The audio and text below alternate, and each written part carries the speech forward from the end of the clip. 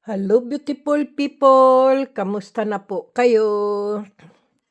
Beautiful people, wag po kayong maniniwala po doon sa mga napapanood nyo po na nasa ilog po o kaya po sa dagat o sa bundok po na nangunguha po sila ng bato. Gaya po nitong mga bato ko po yan, malalaki po noon. Dati rin po nagbabasag din po ako ng bato. Kasi po may mga kristal o kaya po gold. Alam niyo po, pagka ang gold po, matigas po yan. Hindi po agad yan nababasag. Pag binabasag po yan, napakatigas po ng gold. Kaya nga po tinawag ng gold dahil ang gold po hindi kinakalawang. Yan po. Ang silver din po ay hindi din po kinakalawang. Kaya yung mga napapanood nyo, beautiful people, yung mga pag biniyak mo yung bato ay naglalabasan ang mga kristal, gold. Hindi po AI yan po, AI. Alam niyo po ang AI. Yan po ay computer na po yan. Ginagawa po nila. AI na po yan. Computer na po ang gumagawa diyan, beautiful people. Totoo po yan. Kaya wag po kayo agad-agad na nagpapaniwala ng ganyan. Dahil ang hirap po hanapin ng gold at ng kristal po. Sobra hirap po niyaan. Kaya yung mga napapanood nyo, beautiful people, wag kayo magpapaniwala sa mga ganyan po. Okay, beautiful people? Kasi kahit nga po yung maghahanap ka po ng kristal o kaya po ay mga mutya ng kalikasan ay sobrang hirap na rin po eh. Pero yung napapanood nyo, makakita lang ng mapula o madilaw na bato, pag biniyak minartilyo po ay lumalabas na po ang gold. Hindi po yun totoo. Pero totoo po, beautiful people, punta po kayo sa ilog. Kapag po ang ilog, beautiful people, yung buhangin po o lupa, beautiful people, ay dilaw, naninilaw po. Yan po ang titingnan nyo po. Yan po ang lupa na may gold. Tapos po, kumuha po kayo ng yung parang planggana na maliit na yung manipis po pala yung ganyan po, yung igaganyan-ganyan nyo po yung planggana o hindi po planggana, may tawag po dyan eh. Ngayon po, doon nyo po itataboy, iaalisin nyo po yung mga buha-buhangin po. Tapos po, dahil mabigat po ang gold, naiiwan po yung gold. Yun po yun. Yung nagmimina po ba, yung mga ganyan, sa Pilipinas, beautiful people, hindi nyo lang kasi alam po yan. Ang bansa po ng Pilipinas ay maraming gold. Totoo po yan. Yang bansa po natin, ang Pilipinas po, marami po yung gold. Totoo po yan. Mayaman po ang Pilipinas, beautiful people. Naghihirap lang po ang tao kasi tamad. Yun lang naman po.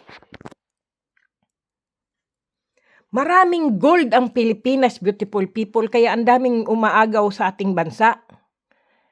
Maraming umaangkin dahil napakayaman po ng Pilipinas. Gold at saka perlas po ang atin. Kaya nga po punta ka lang nga po sa mga ilog-ilog, beautiful people. Mag-ano ka lang po ng mga kakaibang klaseng bato o kaya po yung buhangin na madilaw o yung lupa na nakita nyo na madilaw sa mga ilog po yan. Kasi po sa dagat naman po, kasi tayo napapaligiran ng dagat eh. Sa atin naman po ang isda ang pinakamayaman at saka po mga seafood at saka perlas. Marami pong yumayamang mga Pilipino pero hindi lang po nila pinapaalam. Kasi po mahirap po kasi ang taong may nalalaman po tapos 'pag pinagsabi, ayun, nilooban na po, hinold up na po, 'di ba? Ganyan kasi tayo, eh. Mahilig tayong madaldal tayo, eh, hindi malihim. Pero mayroon din naman pong taong Pilipino po, malihim po sila kapag sila po ay yumayaman na. Kaya beautiful people, sabi ko nga po, 'pag ikaw po ay nananalo o yumaman ka po, tahimik ka lang po. Tahimik kang bumili ng lupa, tahimik kang bumili ng sasakyan, tahimik kang manirahan sa ibang lugar, ganyan po. Tahimik kang magpatayo ng bahay. Huwag agad-agad pong ipagsasabi o magsisigaw ka diyan, "Yehe, mayaman ako, yehe, nanalo na ako ng loto ng milyon-milyon." Ako nga po nanalo ako ng loto, masaya na nga po ako sa €100 tapos may nanghihingi pa po ng balato. Totoo po 'yan, beautiful people. Subok ko lang po 'yun. Tingnan niyo, €100, hihingian ka pa po ng balato. Di wala ka nang natira, parang hindi ka na rin po nanalo noon kasi hinihingi na kaagad, ang kakaunti na nga lang po 'yun, 'di ba po? Totoo po 'yan, beautiful people. Kaya kung kayo po'y magkapera, manalo man kayo kung anong klaseng sugal po, tahimik lang po kayo. Huwag niyo pong ipagsasabi kahit sa partner niyo po. Kahit kasama niyo sa bahay, basta tahimik ka lang, bumili ka ng pagkain masarap. Dahan-dahan mong bilhin ang gusto mong bilhin. Kasi po wala na po mapapagkatiwalaan ngayon na tao, beautiful people. Sa panahon ngayon, wala na po. Kahit asawa mo pa yan, kahit pamilya mo pa yan, hindi mo na po yan sila mapapagkatiwalaan. Sasabihin at sasabihin pa rin po yan sa kapitbahay o sa kaibigan o sa kamag-anak kung anong mayroon ka. Kaya mas maganda, beautiful people, tahimik ka lang po. Magtrabaho ka man, magkaroon ka man ng bonus o doble man ang pera mo o nakapulot ka ng pera, tahimik ka lang po. Makapulot ka po ng ginto o alahas, beautiful people. O nakahukay ka man po ng ginto o alahas, beautiful people. Wag na wag mong ipagsasabi. Tahimik mo pong dalhin sa tindahan ng mga ginto o ng mga alahas, ibenta mo. Ganyan po, ilihim mo po. Kasi pag marami pong nakaalam, Pilipino po tayo Napakarami pong inggitera at inggitero po. At maiinit ang mga mata sa mga ganyan po. Dahil sila po'y mga gutom. Yan po ang ibig ko pong sabihin. Gutom sa pera. Gutom sa kayamanan. Gutom sa pag-asenso. Kaya, inaano po nila kagad yan. Dahil naiinggit nga po sila, gusto nila sila ang magkaroon ng ganyan. Kayo hindi. Ang gusto nila sila ang umasenso, kayo hindi. Ganyan po. Kaya, tahimik lang po, beautiful people. Kung kayo po'y magkapera, makapulot o makahukay po ng kayamanan, o manalo po kung ano, tahimik lang po. Huwag niyong ipagsasabi, beautiful people. Totoo po yan. Huwag na huwag niyong ipagkakatiwala sa taong kasama niyo po. Dahil siya po ay naiinggit sa inyo. Siya po ang sisira sa inyo. Siya po ang aagaw sa inyong mga napulot, nahukay, napanalunan, na hindi naman kanya na kayo po ang nakakuha noon. Siya po ang gustong umangkin. Ganyan, beautiful people. Kaya isipin niyo pong mabuti. Pero, kung nagkasabay po kayo na nakapulot o nakakita o nakahukay po ng ganyan, siyempre po maghati po kayo. Huwag niyo pong ipagmaramot sa kanya at agawin sa kanya. Pareho kayo, di maghati po kayo. Ganyan po. Maganda din po yung makisama ka po. Kasi kung aagawin mo yung kanyang kayo ay magkasabay, tapos lalamangan mo pa po siya, ay hindi po yung maganda. Yung lamangan po. Kailangan hati rin po. Totoo po yan, beautiful people. Sa atin po, tingnan nyo, Mga tao, maiingay po sila.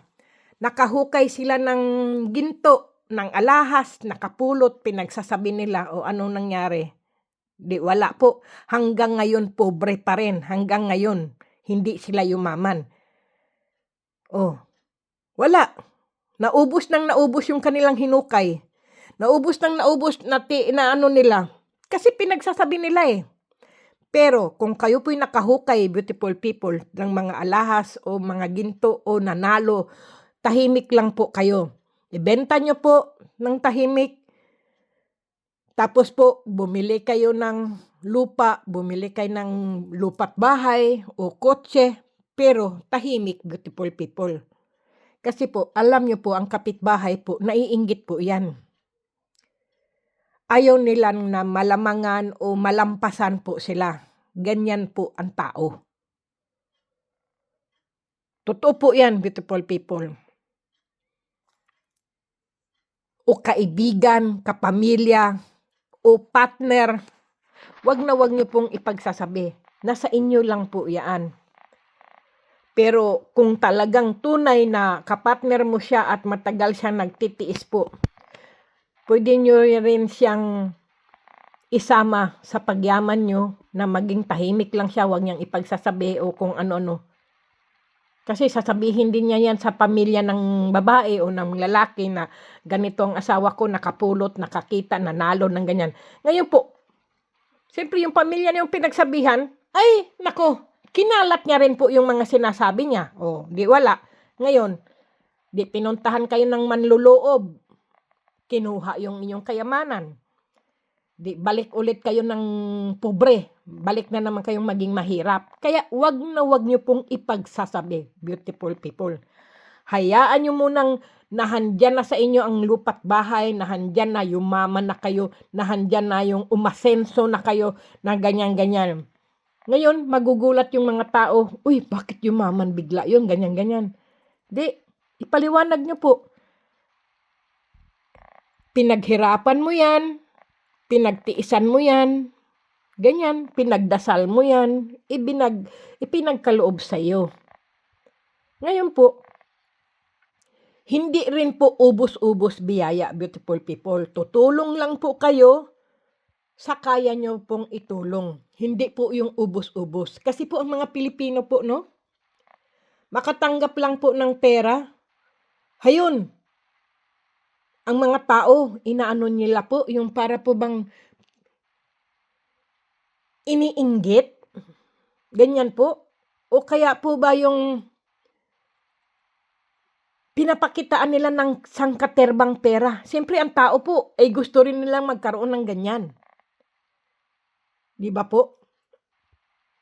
Di, gaya-gaya. Kasi ang mga Pilipino ay mahilig po talagang gumaya. Gaya-gaya lang po talaga sila. Totoo po yan. Kagaya ng tindahan. Simula po tayo sa tindahan. Nagtindahan yung isang tao na yun. Nagtindahan din yung isang tao na yun. Nagtinda na. Puro tindahan na po. Naggawa ng barbecue. Ayun, nag-barbecue rin yung isa.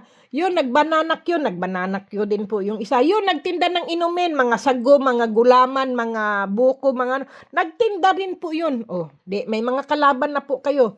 Ngayon po, hindi na po umasenso ang inyong negosyo. Kasi puro may mga kalaban na po kayo eh. Ganyan po ang Pilipino. Gaya-gaya po.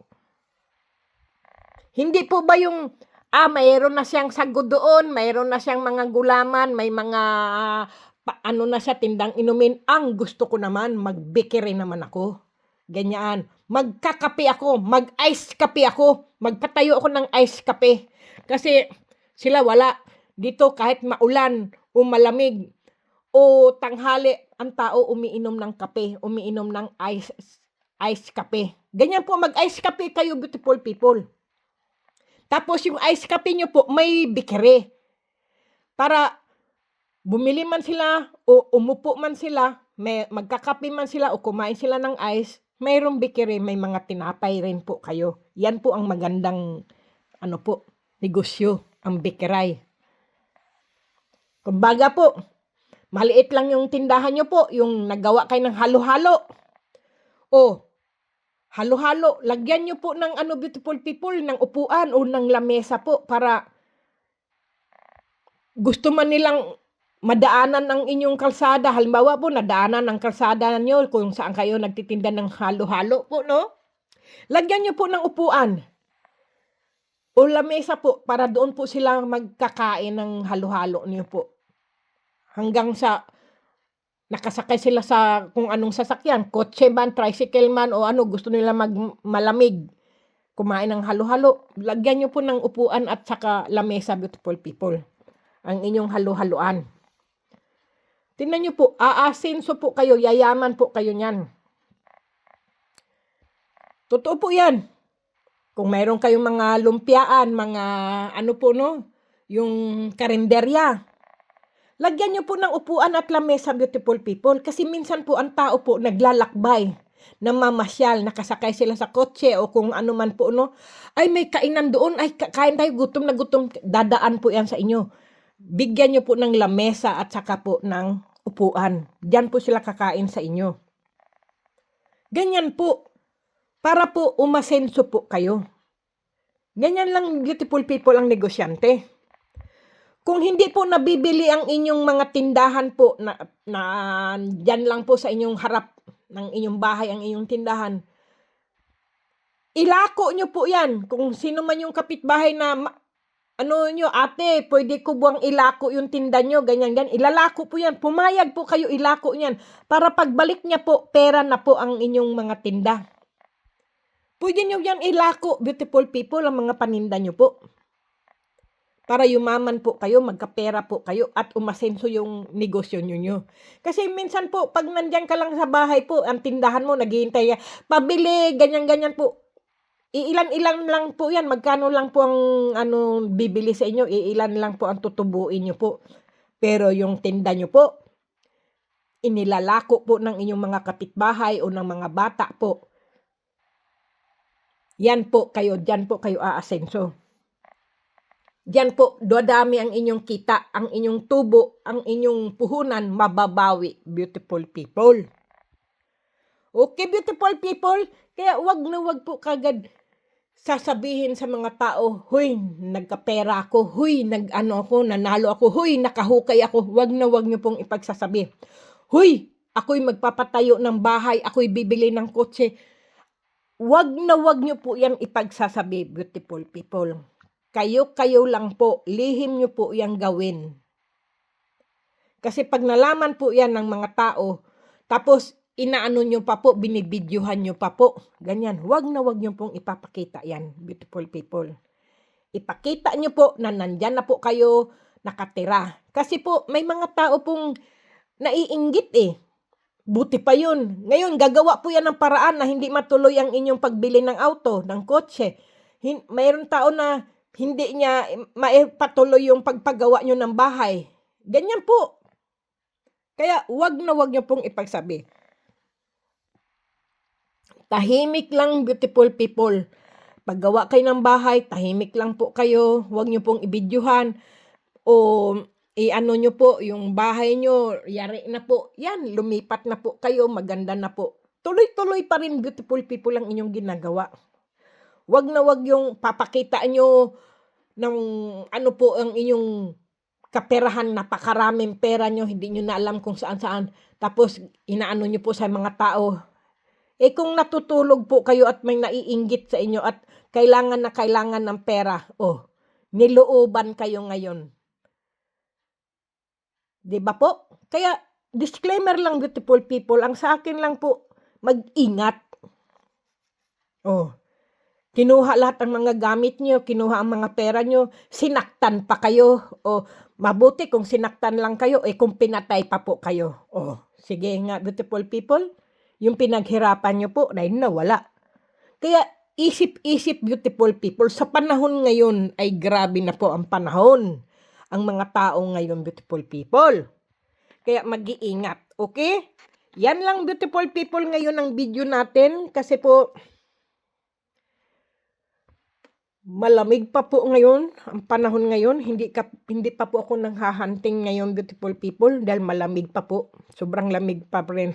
Kahit April, May na nga po ngayon pala. May 1 na pala ngayon. Diyos ko, holiday po ngayon dito, beautiful people.